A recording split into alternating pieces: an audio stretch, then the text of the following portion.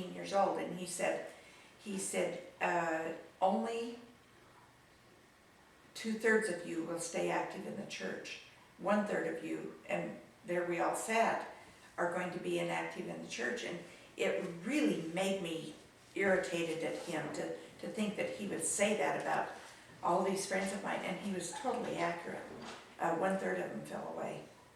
And it was interesting when I graduated from high school, and only my friend Karma and I, we went to BYU, and by the time I came back the following year, pretty much the sheep and the goats had been separated. And Karma and I were married in the temple. Not to each other. Not to each other, but we were married had temple marriages, I should have said. And where is she now? she's in Bountiful. And maybe 1 or 2 others eventually were married in the temple. So how many kids were there that day he said that? Probably 15. And which how, meant and 10. how many got married in the temple? I think 3 of us, which was, unbelievable to me at the time, because I thought that 20% had temple marriages. But Yeah. again, just like Clark, one of the keys was leaving that small town, Yeah. getting out and seeing that there were more opportunities, more Yeah, exposure. but because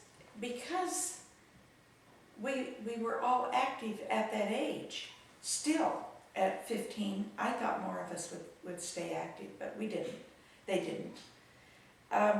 I was very, very active with drama and band and music. How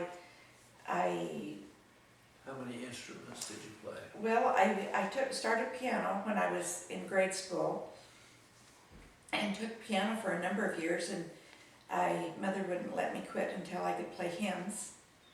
And Can you still play? I can still play. And interestingly enough, Clark had no idea that I could even play one note on the piano. When we got married, and I became a seminary teacher down in Richfield, Utah, we were assigned to go to the Indian school branch. And when we were there, one Sunday they said, we need a piano player. Is there anybody here that can play the piano? And nobody moved. And the branch president said, we really do. If there's anybody here that can play the piano, would you please come on up, because we've got to have somebody to play the piano and another person to lead the music. And nobody moved. And finally made a final plea. And Colleen all of a sudden stood up and walked up to the piano and sat down, and turned to the page of the book and started playing. And I had no idea that she. I found out later that I said, "How many instruments have you played?" And I could play about 6 or 7 different instruments. Well, not that many, but I could play the piano, and then I took band. And I started out on the trumpet, and then they changed me to the French horn. And then they needed someone to play the timpani drums, and I played that, and played the bass drum, and marched in the marching band, and I could do several things that I never let anyone know that I could do it, because I was afraid they'd ask me to do it. So any other instruments you can think of? No, that was probably it, but I really, and I went on and I played the French horn in the district band, and we would go to Cody or to another town, and I would play in bands with other schools, and I would play the French horn, which was fun, which was very fun. I really enjoyed the sound of a French horn.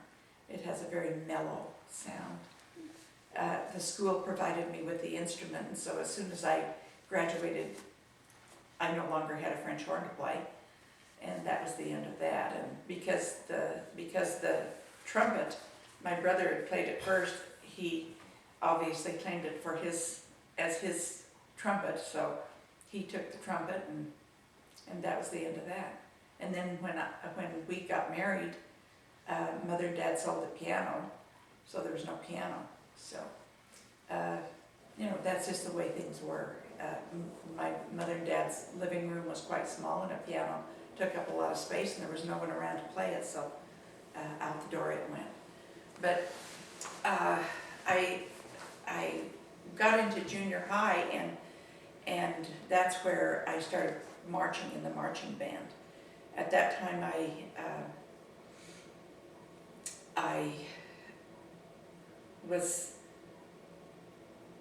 can remember being in drama and being in the pep club and fun things like that. And then when I got into the 9th grade, I got into Future Homemakers of America, which I eventually became the president of, and then I became a district officer in that. I became class officers. I was secretary to several different classes. As a sophomore, I was the homecoming queen, and my brother Doug, as a senior, was the homecoming king, which was kind of strange. Kind of fun, strange. He's homecoming king and you're the homecoming queen. Yeah, we didn't. You had different dates, though. We had different dates, but And weren't you the FFA sweetheart? I was, as a senior, I was the FFA sweetheart, Future Farmers of America sweetheart. They gave me a jacket, which was kind of fun, and I was a cheerleader for several years, and that was really fun because the school was funded by the oil company, and so they took us everywhere. They paid for all of our uniforms. They fed us. They gave us spending money. I mean, it was plush, and that was awfully fun. And because you were a cheerleader, other school people recognized you and would remember you from time to time when you'd come again. But that was really a fun thing to do, and we would sometimes get to go when the rest of the school wouldn't get to go to games and that kind of a thing. I had a wonderful high school years. It was just fun.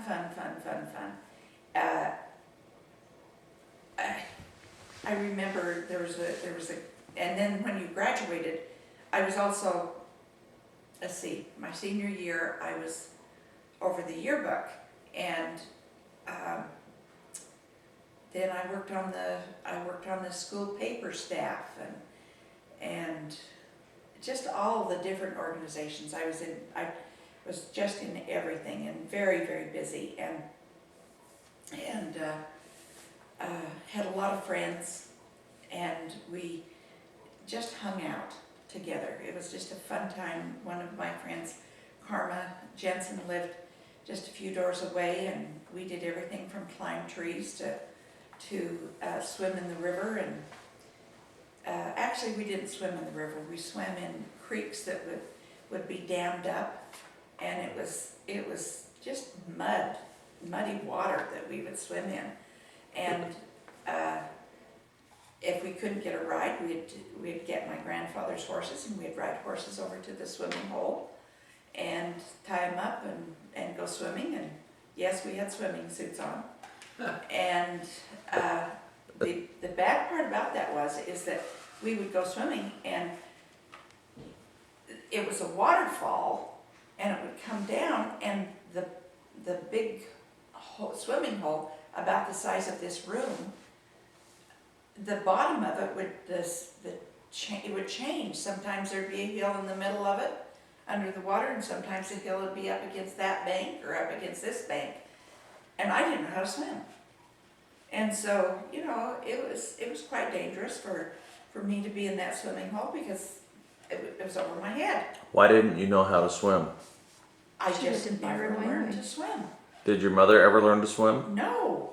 Did your dad ever learn to swim? My dad could swim, but not really well. And anyway, so my mother and dad were very anxious whenever I would go swimming because I was always over my head. Where did you finally learn how to swim? I learned to swim when I was a freshman at BYU, and I took a swimming class.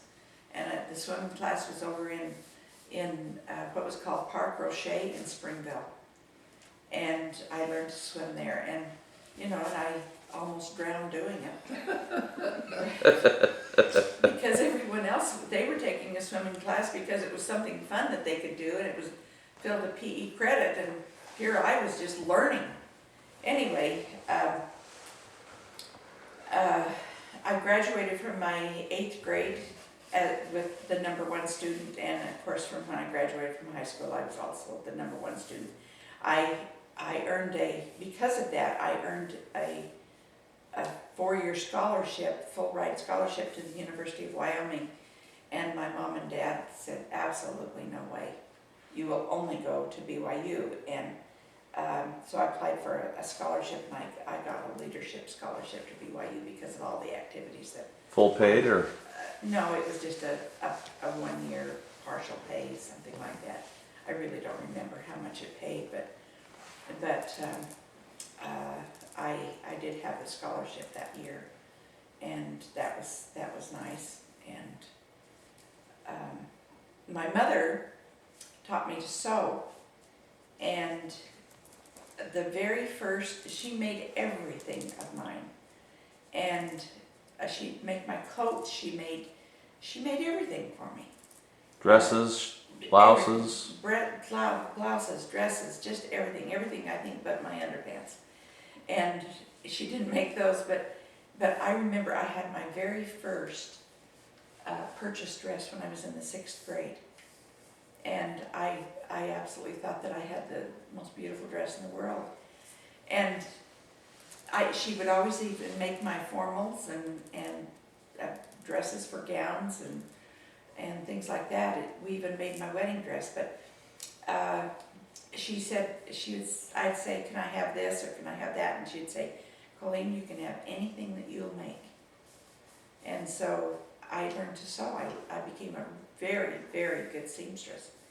And one of the things that impressed me most when I was dating her, one time I received a package in the mail and opened it up. It was from Colleen. I received a package in the mail, and in the summertime when he was away. And I was working down at Jacobs Lake, Arizona, and in it there was a brand new shirt, and the label on the shirt said "Handmade by Colleen Powelson." And I thought, boy, this girl really has some talent. If she can make all these clothes, why we're never going to be poor.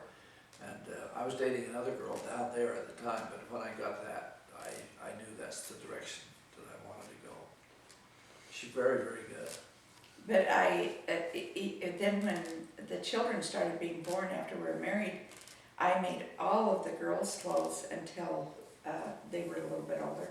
I remember they were in, 3rd, 4th, 5th grade, and once in a while I'd buy something. Most of the time it was all homemade. And I used to make you, the little boys' shirts. I didn't make your pants, but I made your shirts. And Was that because I tore holes in the pants all the time?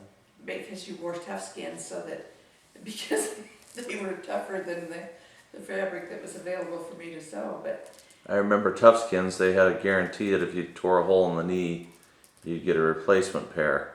that's right. And They were sold by Sears. And I constantly remember going down to Sears to turn in the old pair to get a new pair because I'd constantly be tearing holes in the knees. Well, they had a patch underneath the Fabric. on the inside of the knee, and so they were they didn't tear through as easily as the others. But when I went to BYU, I lived my first year in Heritage Halls, a dorm, and Do you remember which one? Carroll Hall, and I was on the 3rd floor, and my mother and dad, my dad, he worked for the oil companies, and he only had 2 weeks off an entire year, and so they brought me to BYU. I can remember they took my stuff upstairs and left my suitcases in my room and said, we've got to go, he had to be back at work, and it was 500 miles away, and they dropped me off, and I looked out the window and there they were driving away, and I thought, oh my gosh. And it was a dorm that I had to cook my own food, and I didn't know how to fry eggs. I didn't know anything. Was Doug at BYU? He was home that fall because he was leaving on a mission to Hong Kong. And so we were never at BYU together. So you lived in Carroll Hall My first year. your freshman year, And then and that was about a block away from the campus. That's right. And then ironically, you were dorm parents in Carroll Hall, Where you and that's were. where I was born. That's right. I wasn't born there, but that's my That's first right. home. Your I was first- born in Utah Valley Hospital That's right. by a doctor, not a midwife. That's right. And my first home was in Carroll Hall. That's right. That's right. And then my next year, And every girl in that hall loved Kevin.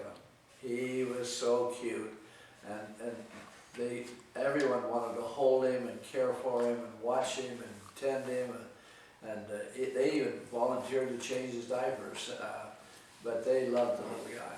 And he had a smile on his face that just melted everybody's heart. beautiful baby. Beautiful baby. Still. Yep. And my second year, I moved down to an apartment called the All Red Apartments on 7th North. And interestingly enough, about 3 or 4 years ago, Clark became golfing friends with a man named Boyd Datweiler. And he was the one that owned the apartments that I lived in as a sophomore. And I remembered him collecting rent from us as a young married man. But anyway, I had a great growing up years. It was just wonderful. We had one car. I remember during the war, we had a Plymouth, and it was a black Plymouth. And when the war ended, well, first of all, one of the things I remember about the war was This is World War II. World War II. I was born in 41, and the war ended in 45. But during that period of time, and I would have been quite young, we had blackout drapes, and they were blinds that were green on the inside, and well, they probably were dark green on both sides, and at night we would pull them down so that lights couldn't be seen from the sky.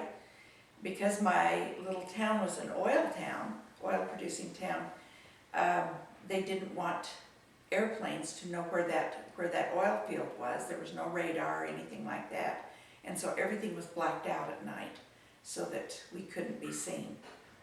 And I remember that. I remember when World War II ended and it was announced over the radio that it had ended, and everyone got in their cars and drove. We drove clear almost to Grable, which was 40 miles away, honking horns and waving flags, American flags out the windows, and celebrating the end of the war. That was one of my memories of my youth.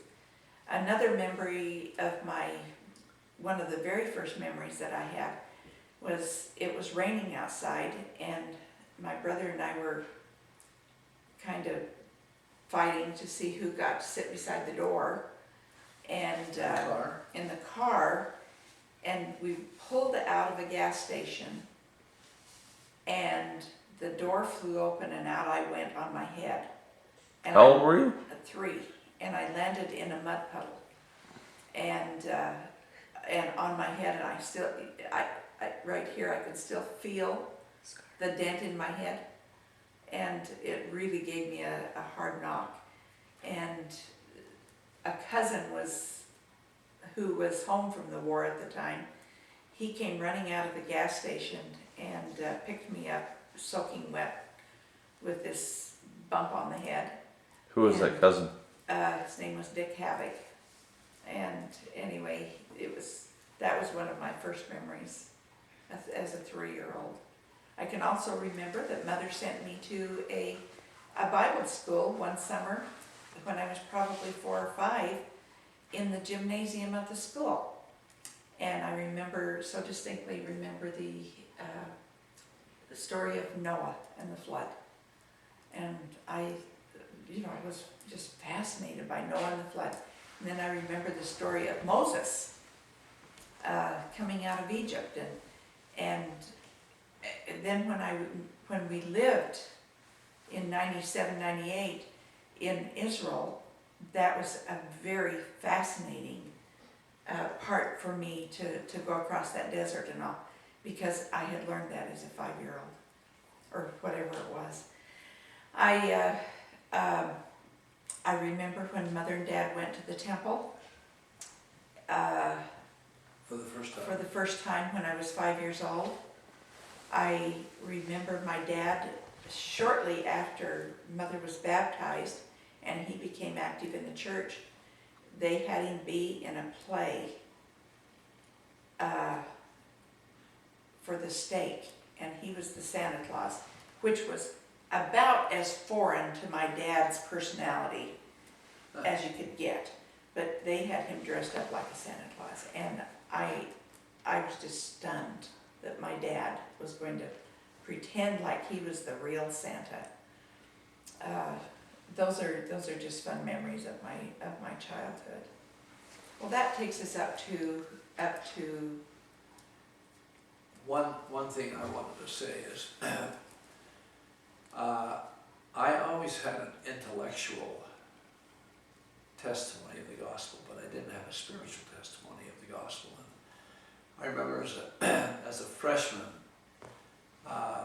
we were assigned to go down to the railroad or the bus stations and pick up the students that had come in by trains or by bus.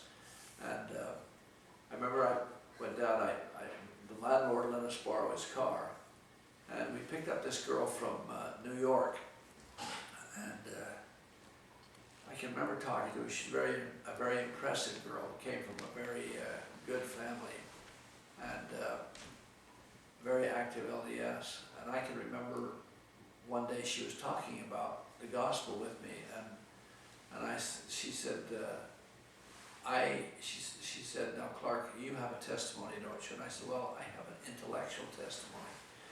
I said, I support the church, that's why I'm at BYU, but I said I don't have a spiritual witness to it. And I can remember her looking at me and touching me on the shoulder, and she started crying. She said, "I feel so sorry for you." And that had an impact on me that was profound. And I knew at that point that I needed to really try to put my heart into it and get a testimony of the gospel.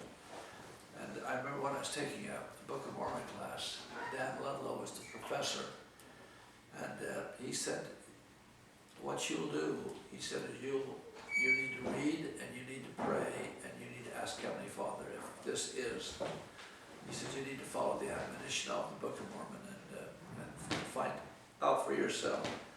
And I recall one evening I was in there reading. I was reading in 3rd Nephi, and all of a sudden a feeling came over me from the top of my head right down to the bottom. I mean, it just shook my very, very being, and I started crying, and I knelt down and I thanked Heavenly Father for my testimony.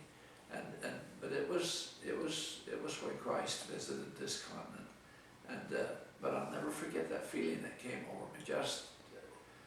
And I thought, this is the testimony that I've been after, and I've never forgotten that, and that's been the basis, the foundation for everything that's gone on since then. How old were you? I was probably 18. I didn't have a Book of Mormon in our home. We didn't have a Book of Mormon in our home, and when I got accepted at BYU, my mother and Kay gave me a leather-bound copy of the Book of Mormon. I still have that, and it's a treasure for me because they did not have one, but they bought one for me so that I could have one, and I took that on my mission. But I used the Danish Book of Mormon and the Danish Bible when I was there. But my BYU years were fun. That's where they all of a sudden you get with a whole group of people and that you've never met before, but you find they have all the common values and common goals in life, and almost everybody, there were very few wealthy kids. The ones that appeared to have the most money were the kids from California. But I think they were the biggest phonies of the whole bunch, because they did not have any more than anybody else. But they were more mundane, more cosmopolitan. They were more sophisticated than we, who were from Utah and Idaho. And I think we were jealous of them because they just seemed to move so much more smoothly than the rest of us. And They seem to know how to dress better and just seem to. they could talk things like beach, and they could talk Yeah. things like Swimming cruising, pools in their own backyards. doing things like that. But I found out later that they didn't have any more money than anyone else. But it seemed that way. And so I avoided dating girls from California because I didn't want to be put on the spot. We're in California right now. Yeah, that's subtle slang. But I don't The think that's- truth is, all these kids that live in California, like our daughters, they know everything. I'm kidding. Yeah, but I think I'm kidding. Well, they just seem so much more sophisticated, they were. and maybe they were. A lot of things are created here first, just due to the fact that you have a huge population. Yeah. I mean, Yeah. Utah's population when you were growing up was less than 1 million people. Now it's only, what is it, 2 million people? Yeah, it's only 2 million now. 3 million people? I But think- still, it's you have over 10 times that number of people. How many people are in California? I don't know.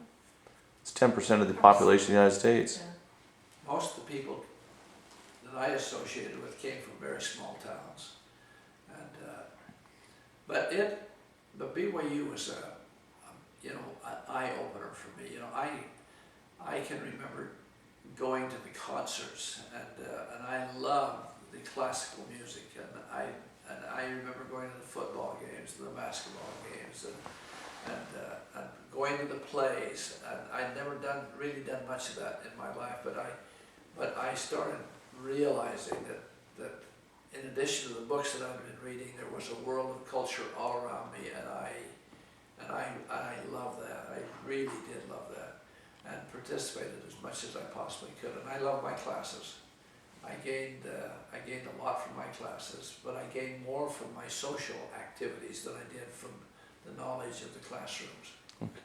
Let's stop there at the beginning of college, and then we'll pick up next time from that point and move forward. Sounds good. All right.